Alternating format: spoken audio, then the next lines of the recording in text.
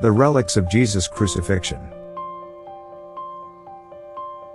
In the hallowed corridors of time, the crucifixion of Jesus Christ remains an enduring testament to the power of faith and sacrifice. As we embark on a journey through history, the artifacts connected to this sacred event beckon us to tread the paths of legend and lore, each whispering tales of divine intervention and human redemption. Join us as we uncover the mysteries surrounding 10 relics believed to be imbued with the echoes of Jesus' crucifixion, each holding a fragment of the sacred narrative that has shaped the course of humanity's spiritual journey. 1. The True Cross. The true cross is said to be the real cross that Jesus of Nazareth was crucified on, according to Christian tradition.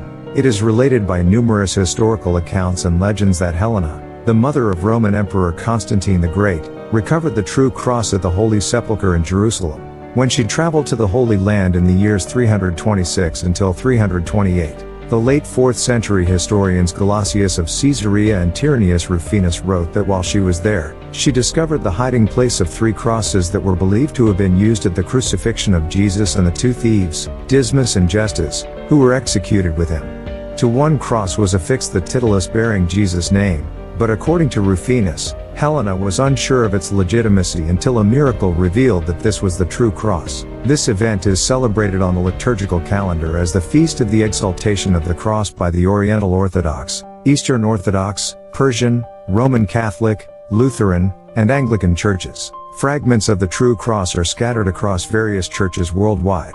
Some pieces are housed in the Basilica of the Holy Sepulchre in Jerusalem, while others reside in the Basilica di Santa Croce in Florence, Italy, and Notre Dame Cathedral in Paris, France.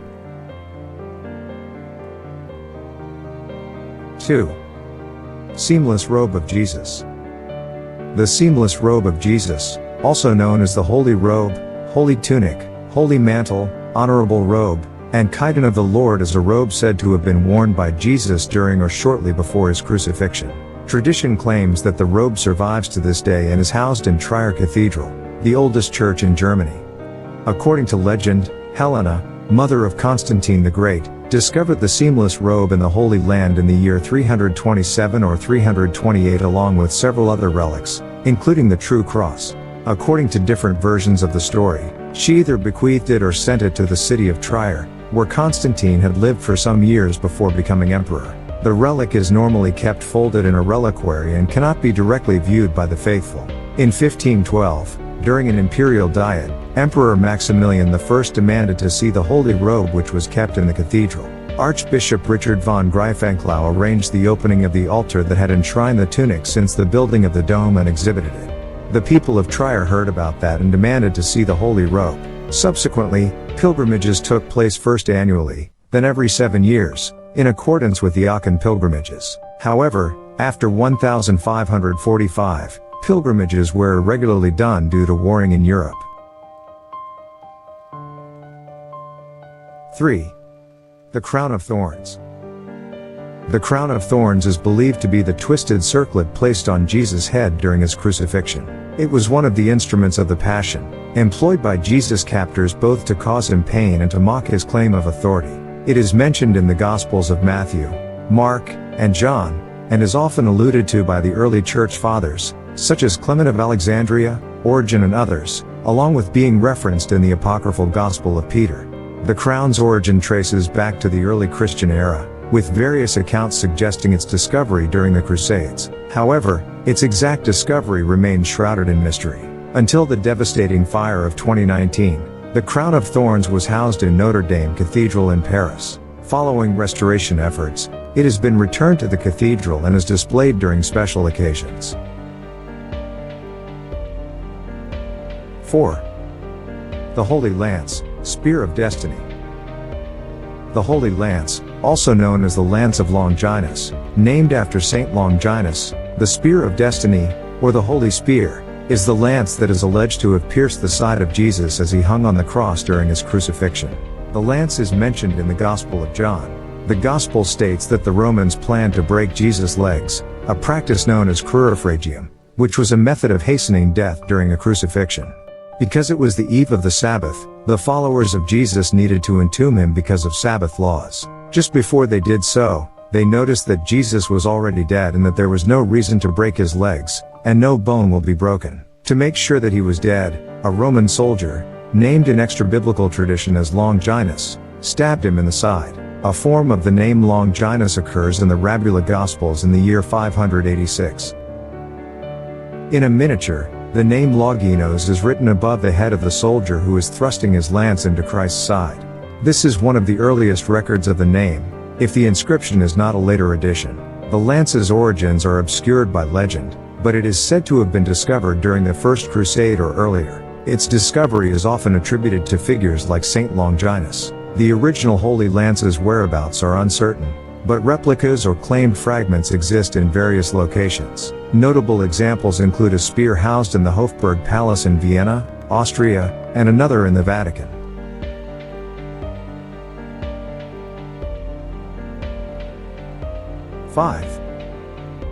The Titulus Crucis, Inscription Plaque. The Titulus Crucis, Latin for title of the cross, is a piece of wood kept in the Church of Santa Croce in Jerusalem in Rome which is claimed to be the titulus, title panel, of the true cross on which Jesus Christ was crucified. It is venerated by some Catholics as a relic associated with Jesus. The board is made of walnut wood. It is inscribed on one side with 3 lines, of which the first is mostly destroyed. The second line is written in Greek letters and reverse script, the third in Latin letters, also with reverse script. The Latin reads Jesus Nazarenus Rex Eorum, Jesus the Nazarene King of the Jews, and the initials INRI familiar to Roman Catholics. A reputed fragment of the Titulus Crucis is claimed to be preserved at the Basilica of Santa Croce in Jerusalem in Rome, Italy. 6. The Holy Nails. Relics that are claimed to be the holy nails with which Jesus was crucified are objects of veneration among some Christians, particularly Roman Catholics and the Eastern Orthodox. In Christian symbolism and art, they figure among the Arma Christi or instruments of the Passion, the objects associated with the Passion of Jesus. Like the other instruments, the holy nails have become an object of veneration among many Christians and have been pictured in paintings. The authenticity of these relics is doubtful. The Catholic Encyclopedia wrote, "Very little reliance can be placed upon the authenticity of the 30 or more holy nails which are still venerated, or which have been venerated until recent times, in such treasuries as that of Santa Croce in Rome, or those of Venice, Aachen, the Escurial, Nuremberg, Prague, etc. Probably the majority began by professing to be facsimiles which had touched or contained filings from some other nail whose claim was more ancient. Without conscious fraud on the part of anyone, it is very easy for imitations in this way to come in a very brief space of time to be reputed originals. It is not clear whether Jesus was crucified with 3 or with 4 nails, and the question has been long debated. The belief that 3 nails were used is called triclavianism. Several churches claim to possess nails from the Crucifixion, including Santa Croce in Jerusalem in Rome, Italy, and the Cathedral of Trier in Germany. 7. The Sedarium of Oviedo, face cloth. The Sedarium of Oviedo is a cloth believed to have been used to cover Jesus' face after his crucifixion. It is mentioned separately from the burial shroud, the Shroud of Turin, in the New Testament. The Sedarium shows signs of advanced deterioration, with dark flecks that are symmetrically arranged but form no image, unlike the markings on the Shroud of Turin. The face cloth is mentioned as having been present in the empty tomb in John chapter 20, verse 6-7. Outside of the Bible, the Sedarium is first mentioned in 570 AD by Antoninus of Piacenza, who writes that the Sedarium was being cared for in the vicinity of Jerusalem in a cave near the monastery of St. Mark.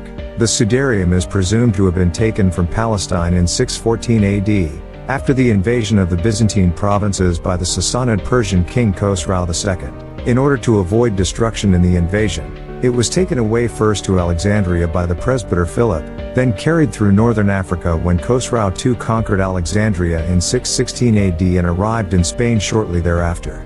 The Sedarium entered Spain at Cartagena, along with people who were fleeing from the Persians. Fulgentius, bishop of Écija, welcomed the refugees and the relics, and gave the chest containing the Sedarium to Leandro, bishop of Seville. He took it to Seville, where it spent some years. In 657 it was moved to Toledo, then in 718 on to northern Spain to escape the advancing Moors. The Sedarium was hidden in the mountains of Asturias in a cave known as Monte Sacro until King Alfonso II, having battled back the Moors, built a chapel in Oviedo to house it in 840 AD. On March 14, 1075, King Alfonso VI, his sister and Rodrigo Diaz Vivar opened the chest after days of fasting.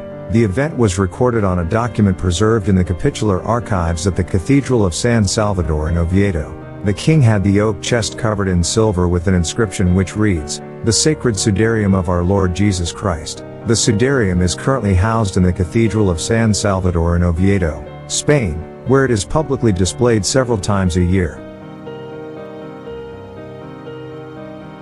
8. The Shroud of Turin.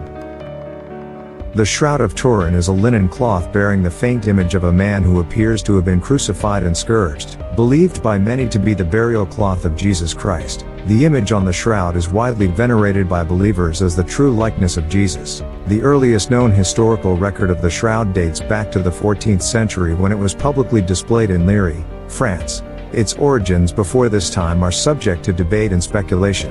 The Shroud of Turin is housed in the Cathedral of St. John the Baptist in Turin, Italy. It is rarely displayed to the public due to preservation concerns but is exhibited periodically for special occasions and venerated by pilgrims from around the world. The Shroud of Turin remains one of the most studied and debated artifacts in Christian history, with scientists, historians, and theologians continuing to explore its origins and the nature of the image it bears. Despite skepticism and controversy, it holds a central place in the devotion of many Christians as a tangible link to the crucifixion and resurrection of Jesus Christ. 9. The Veil of Veronica.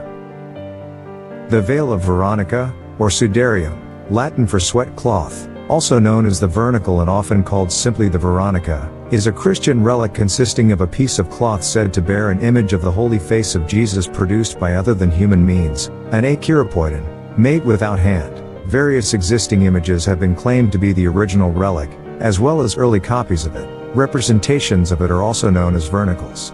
The story of the image's origin is related to the sixth station of the cross, wherein Saint Veronica, encountering Jesus along the Via Dolorosa to Calvary, wipes the blood and sweat from his face with her veil. According to some versions, Saint Veronica later traveled to Rome to present the cloth to the Roman Emperor Tiberius. The veil has been said to quench thirst, cure blindness, and even raise the dead. The first written evidence of the story is from the Middle Ages, and during the 14th century, the veil became a central icon in the Western Church. In the words of art historian Neil MacGregor, from the 14th century on, wherever the Roman Church went, the Veronica would go with it. The act of Saint Veronica wiping the face of Jesus with her veil is celebrated in the sixth station of the cross in many Anglican, Catholic, and Western Orthodox churches. There is an image kept in St. Peter's Basilica purported to be Veronica's veil. This image is stored in the chapel that lies behind the balcony in the southwest pier supporting the dome. 10. The Column of Flagellation. The Column of Flagellation, also known as the Pillar of Scourging, is traditionally believed to be the pillar against which Jesus was scourged before his crucifixion. The scourging, a brutal form of punishment involving the lashing of a person's back, was a common precursor to crucifixion in Roman times. The exact origin of the Column of Flagellation is unclear, and its authenticity as the actual pillar used in Jesus' scourging is a matter of faith rather than historical documentation. Various churches and cathedrals around the world claim to possess relics associated with the Column of Flagellation. These relics are often venerated as reminders of Jesus' suffering and sacrifice, although their historical accuracy is debated. The Column of Flagellation stands as a poignant symbol of Jesus' physical torment and the brutality he endured on the path to his crucifixion, serving as a focal point for reflection and devotion among Christians. As shadows of antiquity give way to the light of modernity, these relics stand as bridges between the mortal and the divine, inviting us to ponder the timeless truths they hold. Though veiled in mystery and debate, they beckon us to journey deeper into the heart of faith, where the echoes of Christ's sacrifice resound through the ages, guiding us on paths of reverence, wonder, and devotion.